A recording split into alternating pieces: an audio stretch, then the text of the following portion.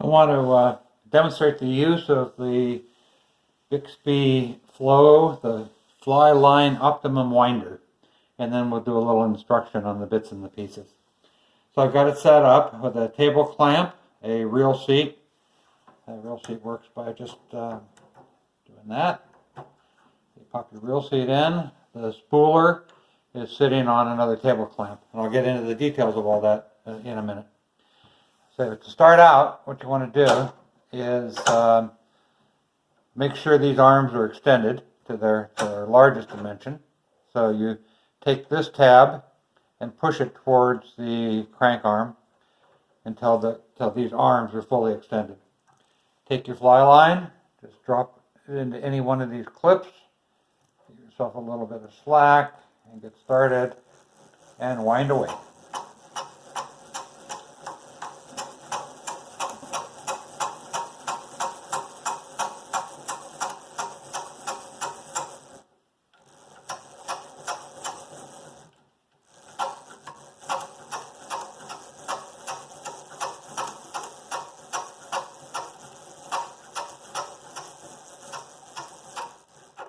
So in basically no time, I've transferred the line over to the spool.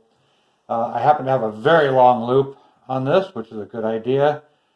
Big enough that I could actually pass the entire coil of wire through this to undo the loop. I'm not going to do that right now. Once you have put the line over there, all you would do is go through the sections, put a twist tie on each one. So,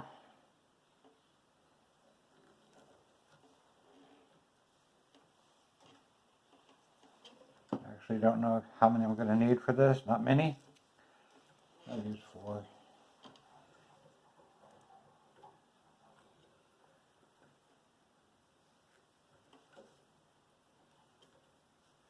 Okay.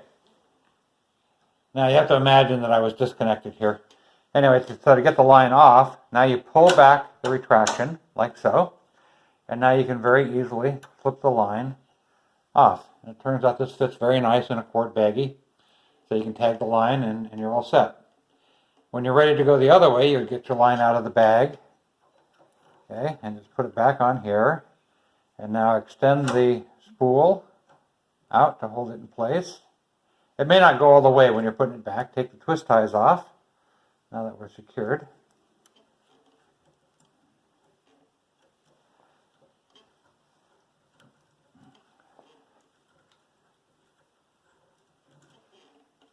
Okay, and then you would wind away. You've got all your hands free here, so you can easily guide the fly line onto the spool. A little slower going this way because you have to crank more turns because the spool is smaller.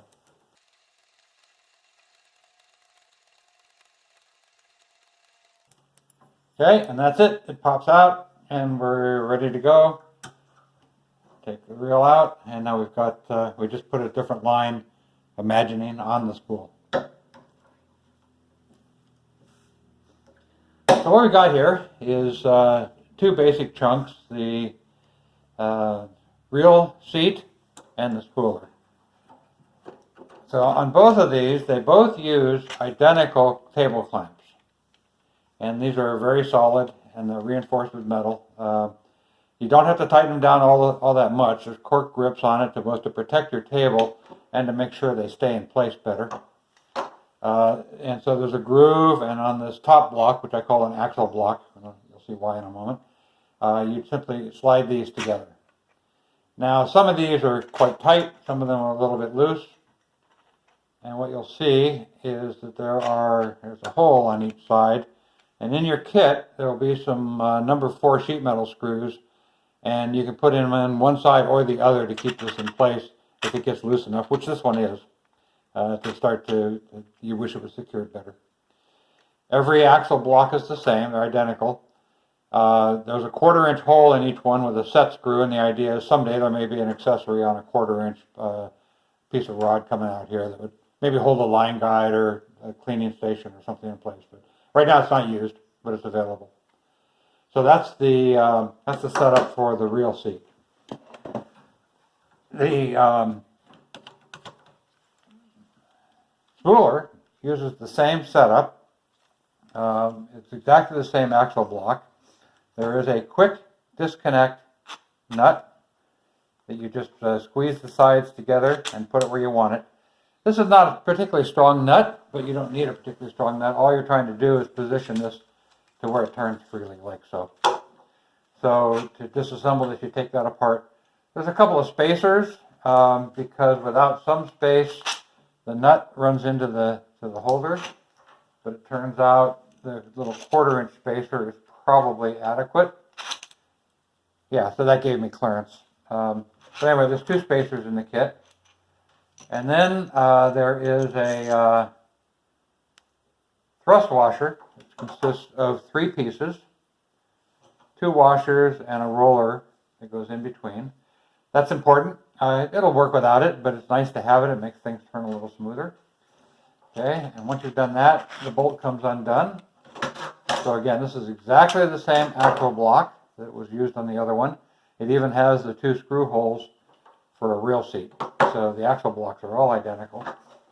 Okay, and then we have a washer, and then the basic spooler itself.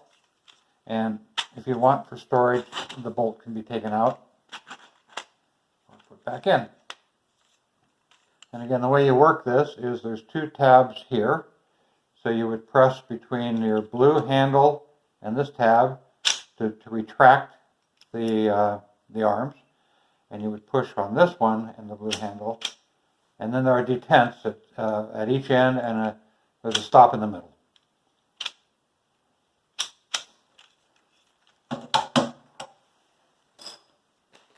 Now you don't have to use these table clamps, and you can actually buy a kit without them. These are one of the most expensive parts of the system because of all the stuff that's in here. Every axle block comes with an adapter that is the same mounting base with screw holes. So you just would slide it on just like the other one. And with these screw holes, you can attach this to a piece of wood. So for the budget-minded, here I've done the same thing. I've taken a 1x3. 1x4 would have been better, and I'll show you why in a moment. And just mounted 2 of these mounting plates on it. Like so. Take my reel seat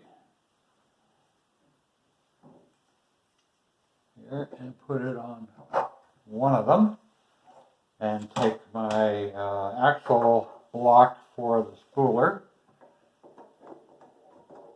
and put it on the other. And then for the DIYer, you can make any kind of a base for this with tabs on it or any shape or spacing you want, so you can clamp it to a table. Okay, and then this would, it gets a washer. I'm not going to do all the rest of it. And this goes in here. Now I said a better choice would be a 2x4, and the reason is on a 1x3, when the arms are extended, they actually will hit the table. So 1x3 is okay, or a 2x3. Or a 2x2 would be okay if you're always going to mount it at the edge of a table to take care of this overlap. On the reel seat end, of course, there's no issue with that because the reel seat sits up higher. So you'll see that in the pricing, that you can buy this whole kit without these large clamps and save actually a significant amount of money. And still get a perfectly usable setup, or maybe one you prefer because everything's all spaced and ready to go, like if you're going to use it in the field on a truck or something like that. So that's the kit, and that will do the basic job. Now there's a major accessory you can buy for this, and I'll get into that next. Next, I'm going to show the drag accessory kit for this. For this, I actually installed the screws on each side because I'm going to be applying some force in this direction, and I don't want this to come loose. These are number 4 sheet metal screws. If they turn out to be not big enough, you can use a number 6 sheet metal screw and get a more secure grip. But what I've included on the kit is number 4 sheet metal screws.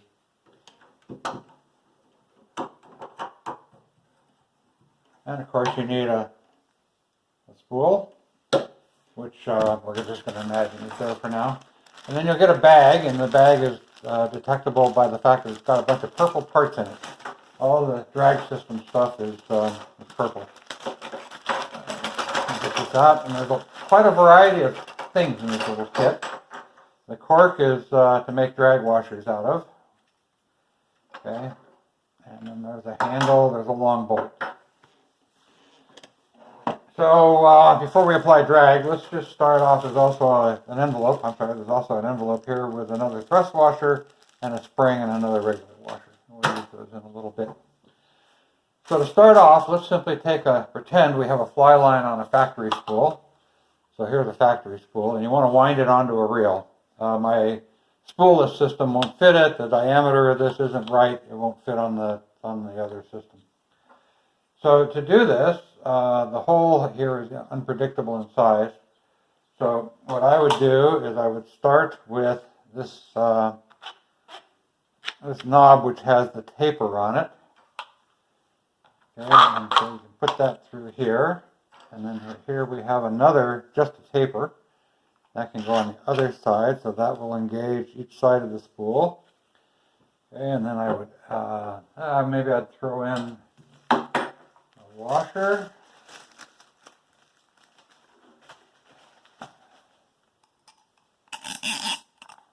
And this is a very long bolt, so you can handle in a moment wider spools. Okay, so now you can mount that on, and since we're not going to be applying drag, we'll use a spacer, like I mentioned before, and then I would put on the quick nut. There's an extra quick nut in this kit as well. Okay, and then I would tighten things down enough to where I can now turn this. I would pull my line onto the reel and crank away and transfer from the factory spool. Now, if you ever wanted to go back to the factory spool, there's a little handle in the kit. It's got a magnet in it, and it goes in this hole. And now you can turn this. Now, you can't turn it with much force because you can't apply much force with this system. But if the drag is loose on the reel side, it'll do it. Now, if it wasn't okay, take this apart. You can, let's see, on this system, you can use this plate.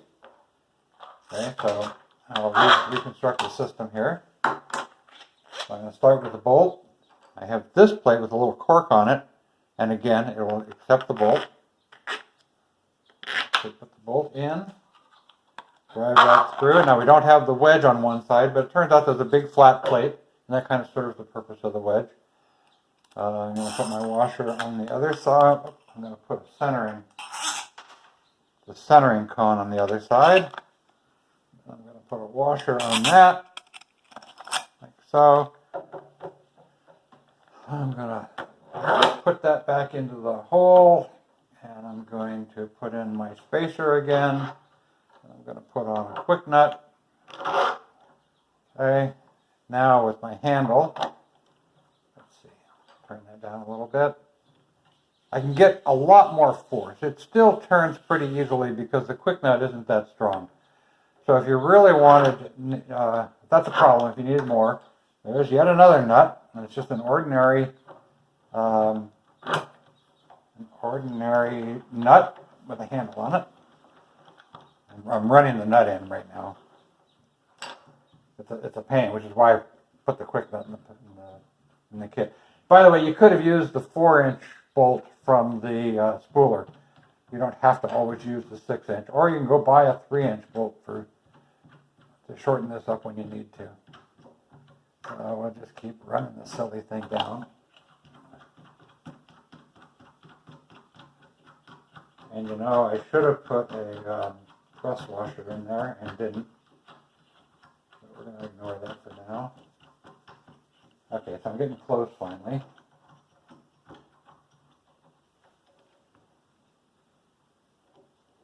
Okay, now I can get actually a fair amount of force going on this thing if I needed it for some reason to wind from the reel back over onto this spool. So that'll handle factory fly line spools. I'm now going to set up to transfer backing from a factory backing spool onto the reel and apply drag for those who like to wind their backing on with drag. So I'm going to start with the bolt, and again you could be using the shorter bolt, probably more convenient if you can get away with it. And this piece, which accepts the bolt head, so it's got the cone, so it helps to center it. I want the flush plastic side on the inside because that's where we're going to be applying drag. Okay, so that goes on here.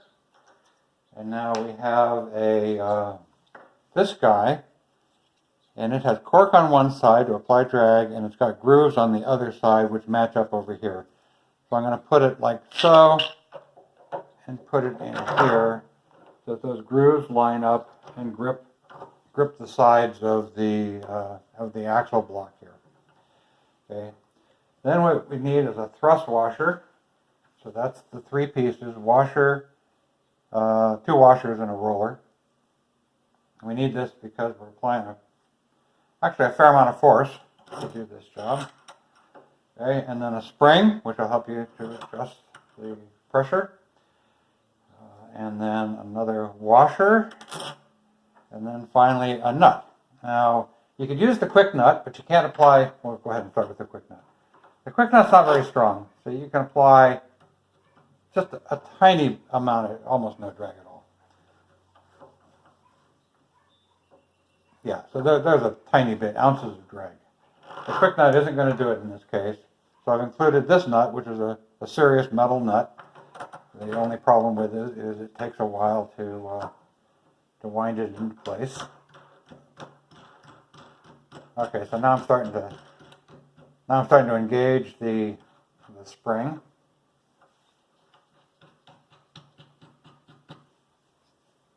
Okay, and already with just this little bit of engagement on the spring, I've got a bit of tension here. So we'll pull this back. We'll give it a little more force.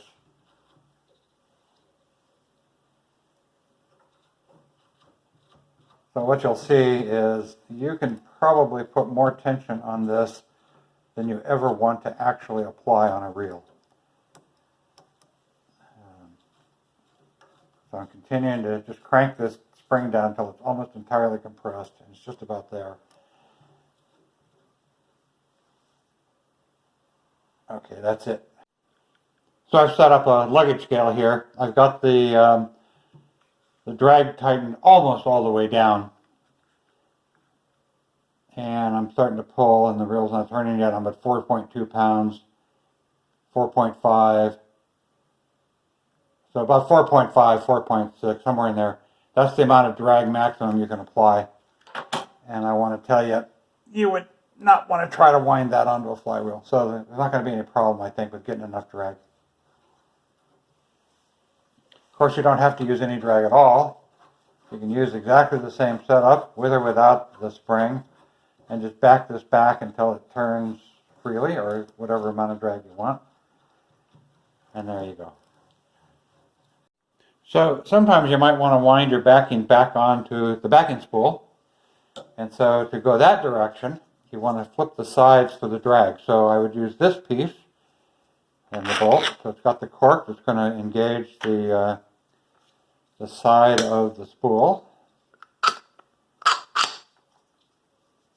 Now I really want to do it on this side, which is going to put it upside down, but we're just going to have to live with that because that's nicer.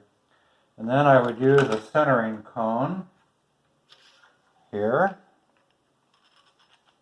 Now in this case, you don't really need drag. So I would put a washer in here. I would run that to there. I would run one spacer onto this, and I would just use a quick nut on that side. And now we have a handle. So you can put the handle in, and you can crank away. Oh, not getting enough tension here. Okay. So you can wind by hand. Now if you want to wind quickly to offload your backing onto your backing spool, it turns out this height is not a bad matchup, at least for my electric drill. Just put that on. and away you go. Now, of course, you could be using this on a conventional reel with monofilament on a conventional spool as well. So it's possible, I guess I would take that off. So it's quite possible to drive this with an electric drill if you're looking to go fast. You could do the same thing with the fly lines, by the way. You can turn everything with an electric drill on the end of the shaft if you're trying to offload a fly line more quickly. Or if you're doing a lot of them and you just get tired of doing it. Some backing spools have spokes. The one I used before didn't. It was flush on both sides.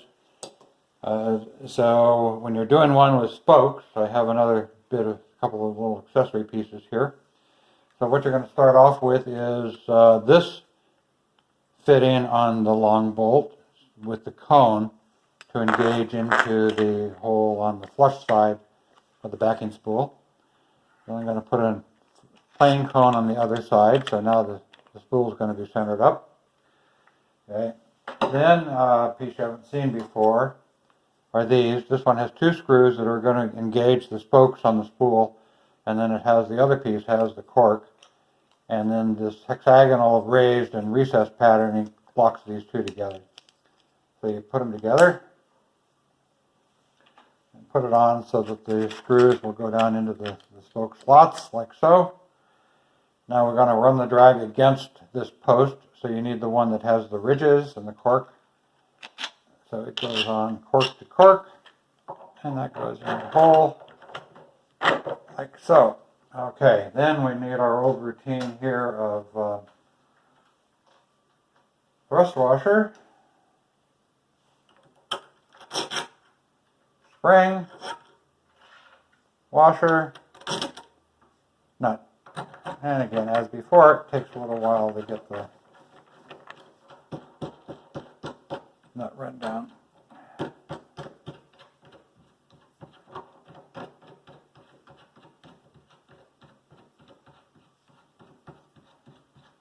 Okay, I'm starting to engage some force now on this guy. And I'm not going to do it all the way. You saw what I did before. But there, I'm applying considerable drag. Actually more than before, because having the two corks work against each other ups the torque load on it. So you don't need it. And again, with this sort of spool, you can back all of this off, and you can drive it with an electric drill if you want to wind back onto the spool. Well, the main thing I was showing here was if you're using a spoked spool, whether it's monofilament or backing or whatever it is, if you're using a spoked spool, this piece provides you the hooking up to the spokes so you can apply force. And again, this crank could have been used on that as well as on the other one. So that's everything. The block of stuff at the upper right is the spooler itself with the various accessories for putting it on a shaft. At the lower right you have the reel seat setup, and on the left is the kit of parts that comes in the drag and factory spool accessory kit.